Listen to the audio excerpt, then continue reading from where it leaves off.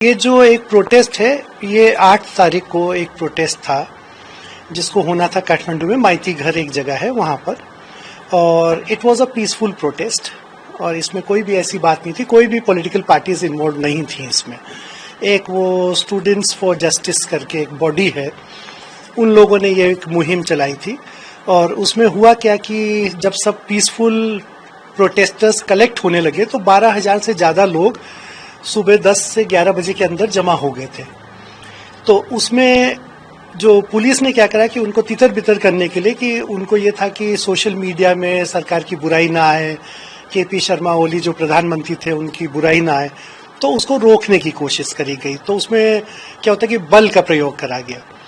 तो आप डेमोक्रेसी में आप ऑफकोर्स आपके पास में राइट है दैट आप प्रोटेस्ट कर सकते हैं, बट उसको पुलिस कैसे रोकती है इसका एक तरीका होता है। आप ये नहीं कि आपने इनोसेंट जो प्रोटेस्टर्स हैं उनके ऊपर सीधे गोली चलवा दी ना। गोली चलवाने से क्या हुआ कि बहुत सारे लोगों को उसमें गोली लगी। बहुत और भी जगहों में जो पुलिस है वो बल का प्रयोग करती है, बट बल उसमें क्या होता है कि आपको रबर बुलेट्स फायर होते हैं, एंड एक इंटरनेशनल रूल कहता है कि आपके वेस्ट के नीचे पर फायर होना चाहिए।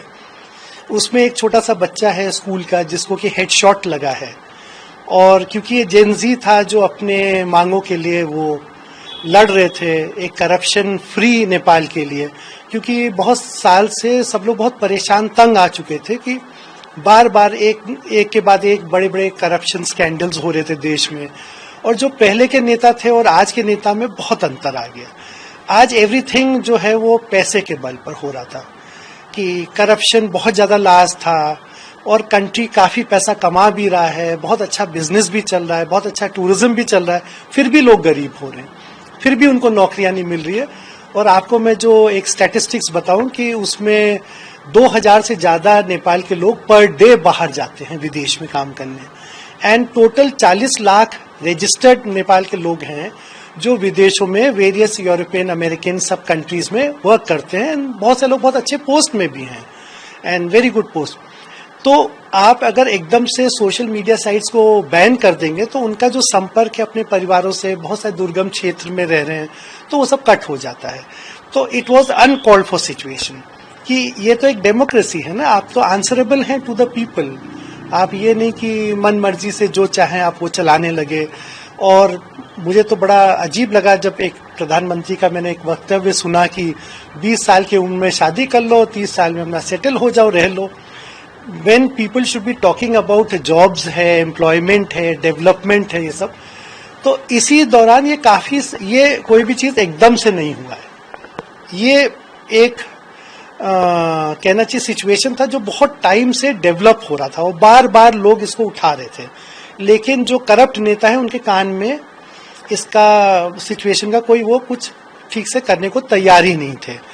तो अल्टीमेटली ये देखिए, आपने जो देखा कि नेता जो करप्ट पॉलिटिशियंस हैं वो दौड़ा दौड़ा के मारे जाने लगे, बिल्डिंगें फूंक दी गई। तो ऑफ कोर्स देखिए, जो हिंसा होता है उसको कोई भी सपोर्ट नहीं करता है, and I will also not support any जो हिंसा हो रही है। बट ये है कि जब आदमी में गुस्सा होता है तो नेचुरली बहुत सारे एक्सेसेस हो जाते हैं, और जो पार्लियामेंट बिल्डिंग भी जला दी गई, राष्ट्रपति भवन जला दिया गया, बहुत सारे जो नेताओं के घर, क्योंकि उन्होंने कल रात को एक वो अपना इंफॉर्मेशन दिया था कि जितने भी जो करप्ट नेता हैं उनको हम पकड़ पकड़ के उनके घर उनको पीटेंगे और उनको जला देंगे। आपकी फैमिली से भी अभी भी कुछ लोग हैं जो पॉलिटिकली? यस, हमारे फैमिली में बहुत सारे लोग हैं। I come from a active political family, and वो क्लीन इमेज के लोग हैं। वो कोई भी ऐसा नहीं है कि हमारी फैमिली में किसी को कोई इफेक्ट नहीं हुआ है, एंड हम लोग का बहुत क्लीन इमेज है। आप अगर कहाँ पे वो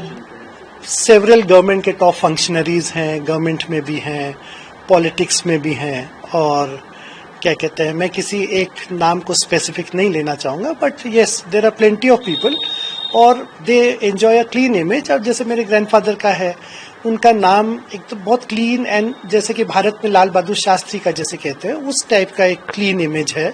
उनके नाम से हाईवेज बनाए जा रहे हैं। अभी यहाँ बॉर्डर में जो इंडिया नेपाल को लिंक करने वाली रोड है वो उनके नाम से करी जा रही हैं। वहाँ पर अभी स्टैचू लगाया जा रहा है, बिकॉज एवरीबडी नोज कि किसने क्या करा है। तो यही है कि जो करंट लॉट ऑफ पॉलिटिशियन जो अभी पिछले कहना चाहिए कि 10-15 साल से जो एक्टिव पॉलिटिक्स में हो रहा था, तो वो आई वुड नॉट से कि सब पॉलिटिशियन खराब हैं। देखिए इसमें जो बालिन शाह है जो काठमांडू का मेयर है, उनका बहुत क्लीन इमेज है। कल इनफैक्ट जेन जी ने उनको ओपन ऑफर दिया कि लीड दिस प्रोटेस्ट, क्योंकि एक अच्छा एक क्लीन इमेज का लीडर जिसको पूरा देश जानता हो, ऐसे लीडर की नीड थी। लेकिन उन्होंने उसको टर्न डाउन कर दिया था बालिन शाह ने। उन्होंने कहा कि देखो मैं अब जेन जी का एज का नहीं हूं और मैं इसको लीड नहीं कर पाऊंगा। तो बार बार उन पर उनके पास में रिक्वेस्ट आया, और आज जब केपी शर्मा ओली जी ने रिजाइन कर दिया और सारी सरकार उनकी रिजाइन करके राष्ट्रपति ने एक्सेप्ट कर लिया, तो फाइनली जो नेपाल आर्मी चीफ है उनका और बालिन शाह का मीटिंग हो रहा है। और मुझे लगता है कि 2-4 दिन के अंदर में एक इंटरिम गवर्नमेंट बनना चाहिए which will run the country, और 2026 में एक आम चुनाव बुलाए। और मेन मुद्दा ये है कि एक स्टेबल गवर्नमेंट चाहिए वहां पर, क्योंकि हर थोड़े दिन में जो सरकारें बदल रही थी वो नहीं होना चाहिए। वहां पर लोग ये चीज को बहुत ज्यादा एक्सेप्ट कर पाए, करप्ट पीपल को नहीं होगा। देखिए जब 2001 में जब रॉयल पैलेस मैसेकर हुआ, जब किंग बीरेंद्र की फैमिली पूरी मार दी गई, तो वो 1 जून की रात थी। उसके बाद में कंट्री में बहुत टर्मोइल हुआ, फिर जो किंगशिप हटाई गई, तो लोगों को ये आशा थी कि कम से कम एक ऐसा सिस्टम आएगा देश के अंदर जो प्रजातंत्र डेमोक्रेटिक होगा। तो democracy means the government for the people, by the people end of the people. But ये चीज क्या हुआ कि वो इलेक्ट होने के बाद में पब्लिक को भूल गए, एंड वो अपने रिचनेस में एक अलग lavish lifestyle, autocratic rule can not happen in democracy. तो उसमें बहुत सारे लोग ऐसे हैं, जैसे मैं खुद जानता हूं, जैसे बालिन शाह का मैंने आपको एक एग्जांपल दिया। दूसरा है गोपी हमाल है, धनगढ़ी के मेयर हैं। वो इंसान इतना ऑनेस्ट है कि वो अपना चाय तक घर से थर्मस में लेके ऑफिस जाता है, एंड वो सैलरी नहीं लेते हैं। ऐसे ही एक जगह है धरान। धरान का जो मेयर है उसको certificate of gratitude by the world book of records ने दिया है, and he is a very honest person. तो इस जो लास्ट इलेक्शंस हुआ उसमें कुछ ऐसे लोग चुने गए जो एकदम क्लीन इमेज के थे। उसमें से बालिन शाह हो गया, ये गोपी हमाल हो गए, जो धरान के जो मेयर हैं। तो ऐसे काफी लोग हुए, तो लोगों ने देखा कि yes we can do it.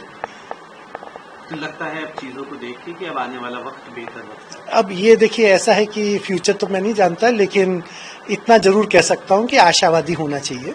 And क्योंकि ये एक अपराइजिंग हुआ है, जो करप्ट पीपल हैं वो डरेंगे, और जो हम लोग एक्सेप्टेबिलिटी करते हैं ना कि जैसे अगर किसी के पास में बहुत सारा करोड़ों रुपया गलत रूप से आया है तो उसको हम बहुत एक स्टेटस सिंबल मानते हैं, उसको इनफैक्ट समाज को नीचा देखना चाहिए कि this is a wrong way to get the money.